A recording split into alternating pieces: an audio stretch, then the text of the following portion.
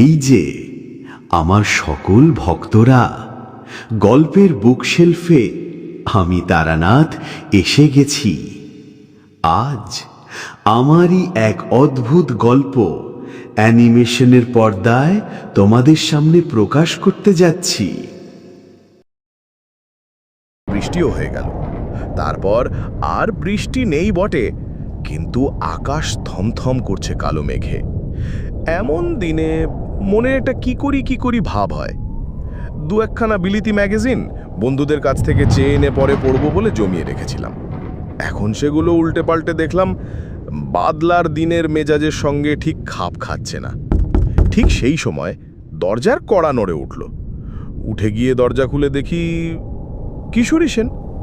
ভেতরে ঢুকে সে হেসে বলল, কি হে, এই বর্ষার দিনে বাড়ি বসে করছো কি?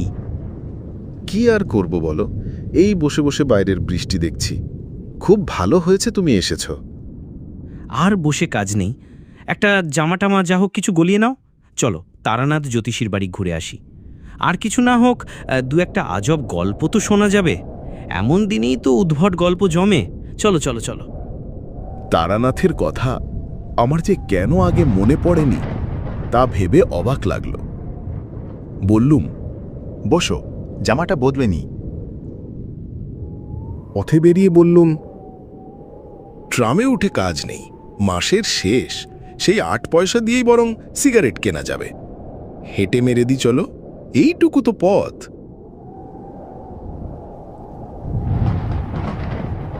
কিশোরীরও মাসের শেষ। 8 পয়সার পাসিং শো কিনে হাঁটতে হাঁটতে দুজনে মঠ লেনে তারানাথের বাড়ি হাজির হলুম।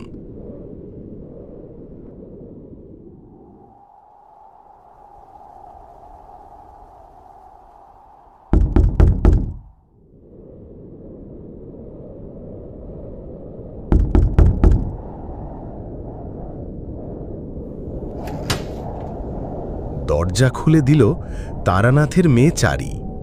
আমাকে দেখেই বলল, কাকাবাবু, আজ আমার লেসের ডিজাইন আনতে ভোলেননি তো? রোজ রোজই আপনি ভুলে যান। না, আজ ভুলিনি। আগে থেকেই পকেটে রেখে দিয়েছিলাম। পকেট থেকে বের করে হাতে দিতে চারু হাসি মুখে বাড়ির ভেতরে যেতে যেতে বলল, বসুন আপনারা, বাবাকে ডেকে পাঠাচ্ছি।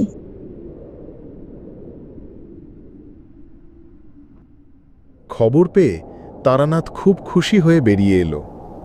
তক্তা পুষে বসতে বসতে তারানাথ বলল, তারপর হঠাৎ যে? ভালো লাগছিল না বাড়ি বসে, তাই আড্ডা দিতে চলে এলো। দু একখানা গল্প হবে নাকি ঠাকুর মশাই? দেখলাম তারানাথ স্পষ্টতই খুশি হলো। বলল, আগে জমিয়ে বসো, কি খাবে বলো? চারিমা, এদিকে একবার শোন দেখি।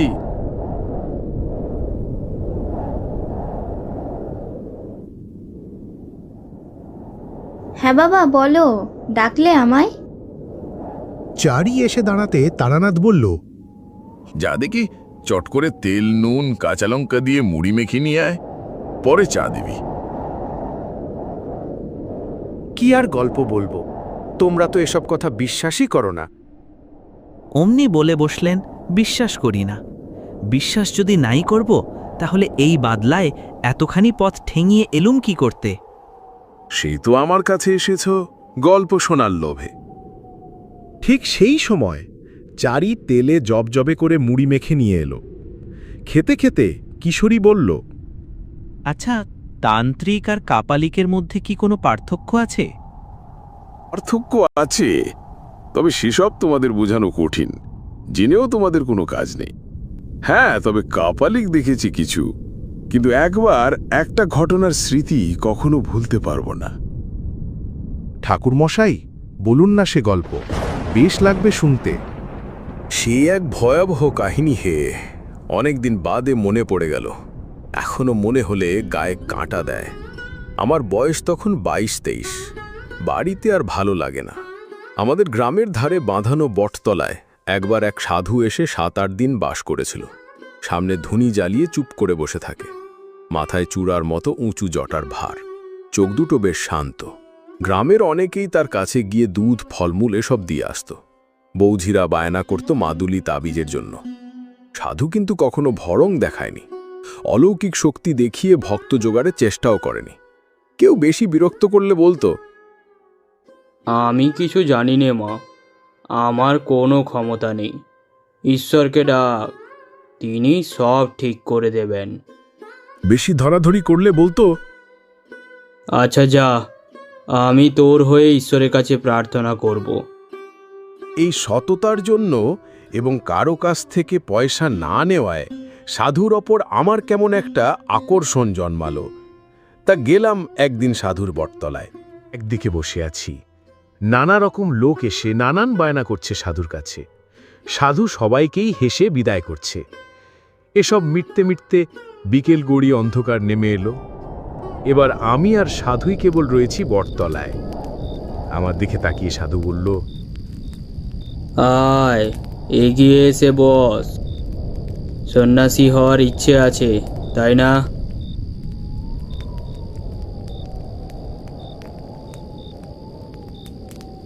আমি কিছু না বলে চুপ করে বসে রইলাম। তোর সেসব হবে না, তবে তোর কপালে অনেক সাধু সঙ্গ দেখছি, কিছু শক্তিও পাবি তুই, কিন্তু সংসারে তোকে থাকতেই হবে। আপনি তো কাউকে কিছু বলেন না, তাহলে আমাকে এত কথা বলছেন কেন? সাধু একটু চুপ করে বসে থেকে বলল, তোর কপালে তন্ত্র সাধনার চিহ্ন আছে, কিন্তু অস্পষ্ট। তার অর্থ কিছু দূরে গিয়ে তারপর ফিরে আসতে হবে তোকে। এ চিহ্ন না দেখতে পেলে আমি তোকে কিছুই বলতাম না। তোর এসব অধিকার আছে জানার। আমি উৎসুক হয়ে উঠলাম, বললাম, আর কি দেখতে পাচ্ছেন সাধুজি? আর যা দেখতে পাচ্ছি তা খুব ভালো নয়। বছরখানেকের ভেতর তোর খুব বড় বিপদ আসতে চলেছে।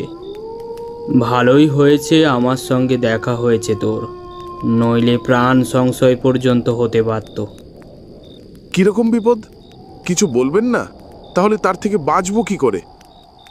তা ঠিক আমিও বলতে পারছি না, জানলে নিশ্চয়ই তোকে বলতুম।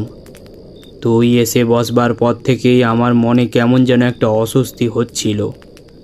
এখন তোর দিকে তাকিয়ে দেখতে পাচ্ছি তোর পেছনে একটা অন্ধকারের স্তূপ যেন চাপ বেঁধে আছে। আমি চমকে পেছন দিকে তাকাতেই সাধু হেসে বলল, তুই দেখতে পাবি না, আমি দেখতে পাচ্ছি। 1 বছরের মধ্যেই যে বিপদ ঘটবে তা কি করে বলছেন? আগে কিংবা পরেও তো হতে পারে।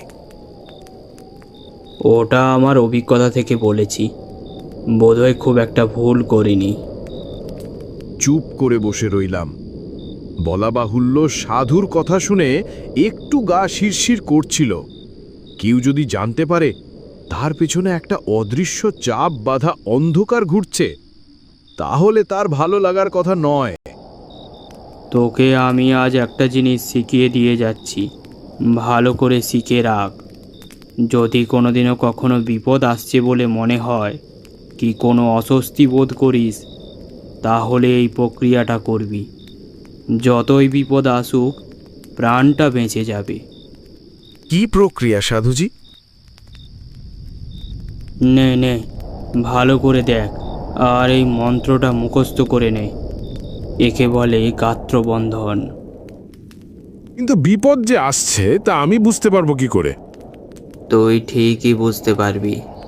তোর কপালে তন্ত্র সাধনার চিহ্ন আছে, বললাম না? সময় হলে আমার মতো তোরও মনের ভেতরে বিপদের ঘণ্টা বেজে উঠবে। আমি যেমন তোর আজ বিপদ বুঝতে পেরেছি, তেমন তুইও বুঝতে পারবি। আজ থেকে তোকে কিছুটা শক্তি দিলাম। যা, ভালো মন্দ যাই আসুক, তুই আগে থেকে আন্দাজ করতে পারবি।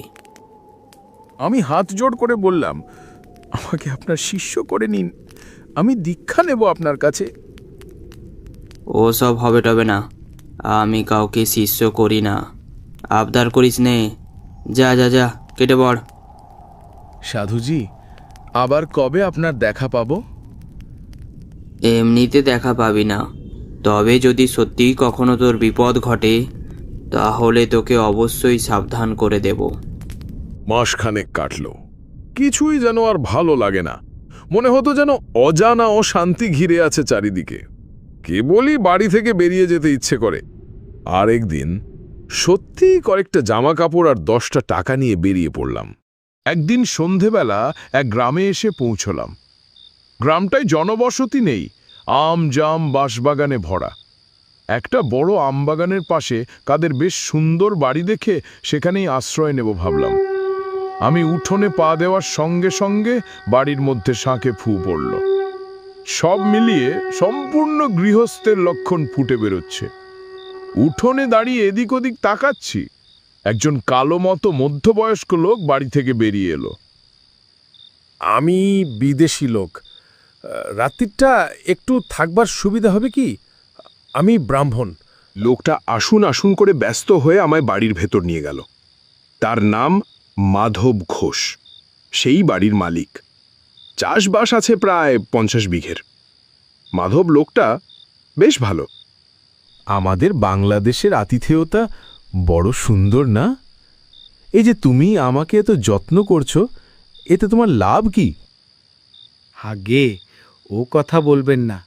আপনার সেবা করতে পারছি সে তো আমার সৌভাগ্য। তবে কথা কি জানেন, সব অতিথি তো আবার সমান হয় না। এই তো দিন 7 আগে আমাদের বাড়িতে সেই এক কাণ্ড। কেন, কি হয়েছিল? চুরি টুরি নাকি? তাহলে তো বরং ভালো ছিল।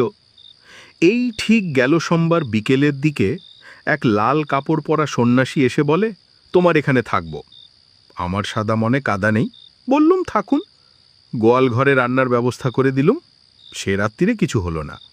পরের দিন সকালে সন্ন্যাসী যাওয়ার সময় আমাকে বললে, কাল যে মেয়েটি রান্নার জিনিসপত্র এগিয়ে দিচ্ছিল সে তোমার কে হয়?